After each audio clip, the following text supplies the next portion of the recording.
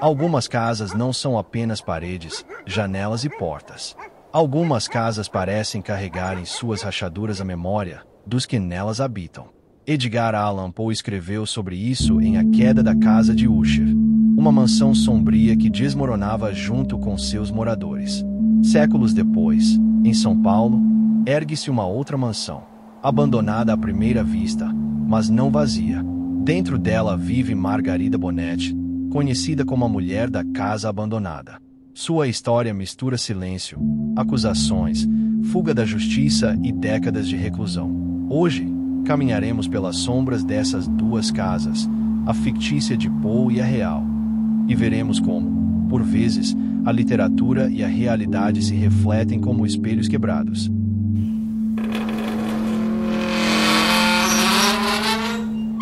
Na história de Poe, o narrador se vê diante da mansão Usher, uma visão que oprime a alma antes mesmo que os olhos terminem de percorrer suas linhas. Uma fenda profunda, como cicatriz aberta em carne de pedra, rasgava a fachada da construção.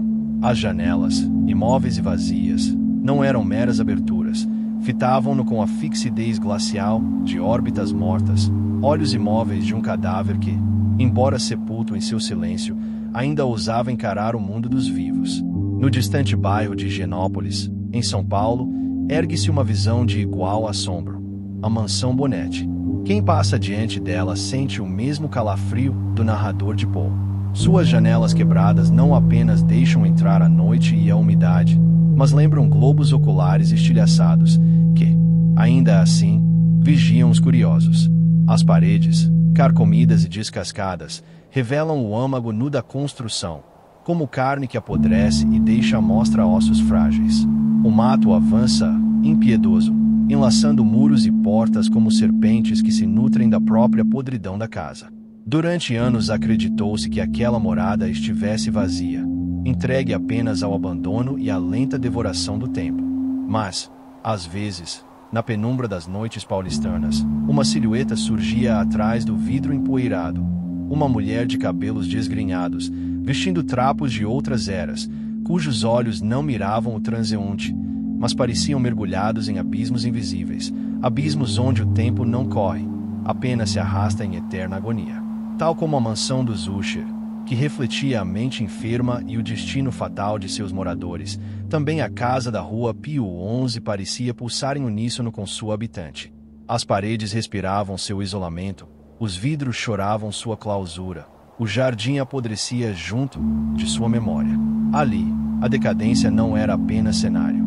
Era a extensão visível de uma alma consumida pelo silêncio e pelo peso dos segredos, aguardando o instante derradeiro em que, enfim, tudo ruirá em conjunto, mulher e casa, inseparáveis em sua ruína. Roderick Usher, na lúgubre narrativa de Poe, consumia-se em solidão. Cada raio de luz lhe feria como lâmina incandescente. Cada ruído, mesmo o mais brando, repercutia em sua mente como o estrondo de um trovão, e o simples toque humano parecia-lhe um suplício insuportável. Ao seu lado, Madeline, a irmã espectral, deslizava pela casa como um vulto de carne, tão silenciosa e etérea que mais parecia já pertencer ao túmulo do que ao mundo dos vivos. Pouco depois, como se obedecesse a um destino inexorável, desaparece no interior da própria residência, encerrada em um caixão que repousa sob o mesmo teto que a vira nascer. E assim, do outro lado do oceano e de mais de um século, encontro em São Paulo um eco igualmente perturbador. Margarida Bonetti, a mulher que se deixou consumir por 4 décadas entre os muros de sua mansão. A campainha jamais era respondida, os vizinhos, ignorados, as ruas, para ela, inexistiam.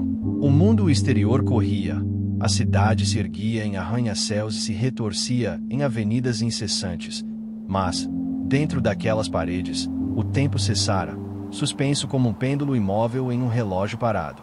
Reclusão, porém, não é apenas ausência de passos nem de vozes. É um cárcere invisível, onde cada pedra da casa se torna cúmplice, cada janela fechada se faz sentinela.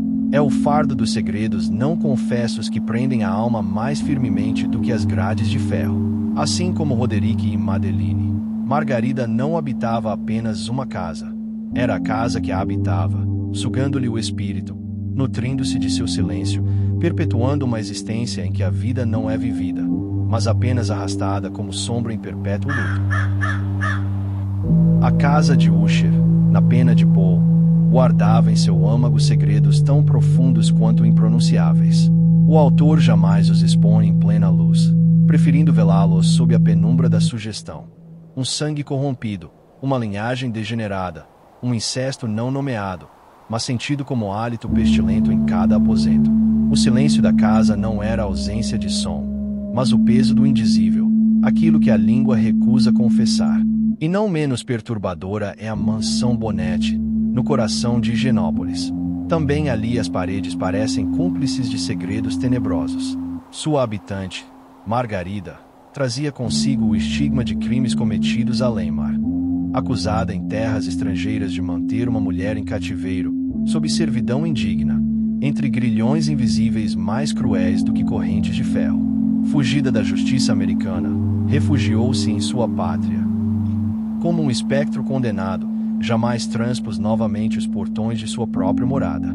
Os vizinhos murmuravam histórias em tom de lenda, disputas de herança, família dilacerada, loucura que rondava como miasma entre os corredores escuros. Ninguém sabia a verdade, e talvez ninguém ousasse sabê-la. Mas a casa, imóvel e devoradora, exibia em sua pele descascada e em seus olhos quebrados os sinais inequívocos da decadência. Não há necessidade de proclamar os segredos em voz alta. Eles exalam por si, como um odor de cadáver que nenhum incenso consegue disfarçar. Assim como em Poe, a casa se faz confessionário mudo de pecados ocultos, testemunha silenciosa de horrores que jamais encontrarão absolvição. No ápice da sombria narrativa de Poe, a morte recusa permanecer encerrada. Madeline, a irmã espectral, irrompe de sua tumba como se a própria terra a tivesse expelido. Ensanguentada, cambaleante, seu corpo frágil precipita-se sóbrio de Roderick, o irmão, num abraço fatal que é mais maldição do que reencontro. E nesse instante, como se as paredes partilhassem do mesmo destino de seus habitantes, a mansão treme em agonia. A rachadura, aquela cicatriz que desde o início prenunciava a tragédia, rasga-se por completo, abrindo a casa em duas. Então, como criatura que enfim exala o último suspiro, o casarão é tragado pelas águas negras do lago, desaparecendo em redemoinho silencioso, onde pedra, sangue e segredo se confundem em dissolução eterna. Contudo, a mansão Bonnet ainda resiste, obstinada, como se o peso de sua própria ruína lhe fosse alimento. Margarida permanece lá dentro, prisioneira de décadas passadas, uma sombra dos anos 70, congelada em um presente que lhe é estranho, incompreensível, hostil. Não há terremoto que a consuma, nem lago que a arraste. Sua ruína é mais sutil e mais cruel, não física, mas simbólica. A casa não pertence mais ao bairro, tal como a moradora já não pertence ao tempo. Ambas sobrevivem apenas como fantasmas, ecos de algo que insiste em não morrer, mas tampouco sabe viver. O destino da casa de Usher foi o colapso súbito, um desmoronamento retumbante que pôs fim a uma linhagem inteira. O destino da casa Bonnet é mais lento, mais perverso, é o esquecimento. Mas desmoronamento e esquecimento se irmanam na mesma sina. Ambos são formas de ruína, igualmente inexoráveis, igualmente fatais. Pois se a morte é o fim do corpo, o esquecimento é a morte da memória. E em ambos, a noite sempre prevalece. Edgar Allan Poe, mestre das trevas e da alma, certa vez declarou que a melancolia é o mais legítimo de todos os tons poéticos. E, de fato, não poderia haver definição mais apropriada para a ressonância inquieta que emana das histórias da casa de Usher e da chamada casa abandonada. Pois o que nelas vibra não é apenas pedra que se desfaz, madeira que apodrece, janelas que se estilhaçam. É algo mais profundo, mais lancinante. É a lenta corrosão de vidas subjugadas pelo silêncio. É a culpa que se entranha como ferrugem. São os segredos que se enredam nas paredes como era venenosa, e que o tempo, em sua marcha inexorável, não apaga, mas revela com crueldade cada vez maior. Há, em tais casas, Uma presença que não pode ser negada. Uma respiração quase imperceptível. Um pulsar subterrâneo que faz com que tijolos, sombras e corredores não sejam meras matérias inertes, mas extensões do espírito que nele se encerra. A casa é mais que abrigo, é tumba, é testemunha, é cúmplice. Ela guarda, como um ataúde mal lacrado, aquilo que a carne já não ousa confessar. E quando, enfim, a última porta da casa Bonetti se fechar, quando o derradeiro sopro de sua moradora cessar, restará no ar uma interrogação sepulcral, mais terrível que qualquer desmoronamento. O que verdadeiramente permaneceu vivo ali dentro? A mulher, com sua existência espectral e inacabada, ou a própria casa, que, como fera paciente, engoliu-lhe a vida gota a gota, até que ambas se tornassem indistintas em sua ruína. Pois há mortes que soam como trovões, rápidas, definitivas, como a queda da mansão Usher no Lago Escuro. Mas há outras que se estendem em sussurros intermináveis, na agonia de uma vela que não se apaga, mesmo depois de consumida. E é nessa penumbra, entre o desmoronamento e o esquecimento, que as casas e os vivos se confundem, perpetuando um eco melancólico, o único tom que a poesia da noite jamais deixará silenciar. Mas enquanto a ficção de Poe finda num redemoinho de águas negras, a casa real de Higienópolis resiste.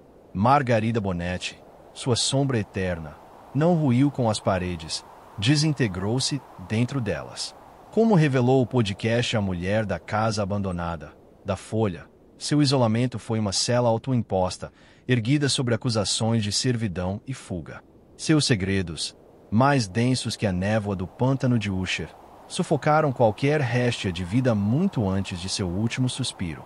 E eis a reflexão mais perturbadora, trazida à luz pelo documentário da Amazon. Talvez o verdadeiro horror não esteja no abandono, mas na persistência. Enquanto Usher desmoronou em catarse, a casa Bonetti permanece como um cadáver arquitetônico, exposto, violado por câmeras e curiosos, sua podridão espetacularizada. Sua ruína não é um fim, mas um espetáculo. A moradora tornou-se um fantasma antes mesmo de morrer, devorada pela própria lenda que a ajudou a criar. Já passou por algo parecido? Que tal compartilhar sua história? Se sentir à vontade, entre em contato pelas nossas redes sociais ou pelo e-mail disponível na descrição do episódio.